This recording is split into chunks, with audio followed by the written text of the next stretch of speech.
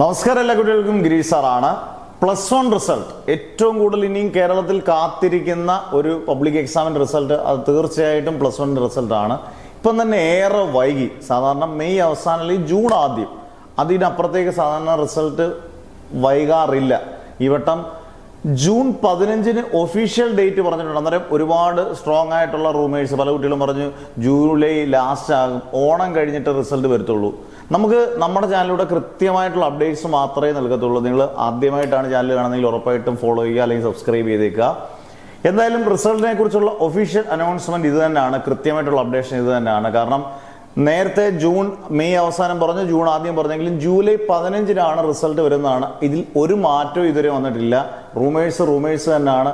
ഒരുപാട് വാർത്തകൾ, ഇതിന് വ്യാജ വാർത്തകൾ ഒരുപാട് വരും. പക്ഷേ ഇന്നത്തെ ദിവസം വരെ ജൂലൈ 15, അതായത് അടുത്ത ബുധനാഴ്ചയാണ് റിസൾട്ട് വരുന്നത്.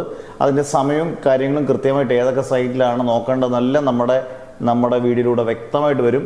ടെൻഷൻ വേണ്ട, കാരണം നമ്മൾ എഴുതിയതാണ്. നമുക്ക് ഇമ്പ്രൂവ്മെൻ്റ് ഒരു ചാൻസ് ഉണ്ട്. അത് 2-3 വർഷത്തിന് ശേഷമാണ്. നേരത്തെ ഇമ്പ്രൂവ്മെൻറ്റ് കൃത്യമായിട്ടുണ്ടായിരുന്നു.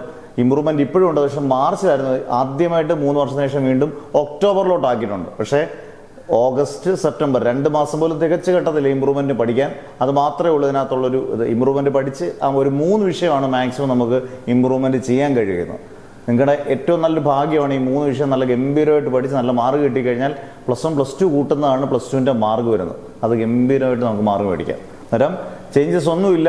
ജൂലൈ 15 ഇതുവരെ ലേറ്റസ്റ്റ് റിപ്പോർട്ട് അനുസരിച്ചുള്ള ഒഫീഷ്യൽ ഡേറ്റ് +1 റിസൾട്ടിൻ്റെ. അന്നേരം നമുക്ക് നോക്കാം. എല്ലാവർക്കും നല്ല മാർക്ക് കിട്ടട്ടെ എന്നുള്ള പ്രതീക്ഷയോട് നിർത്തുന്നു. Never ever give up.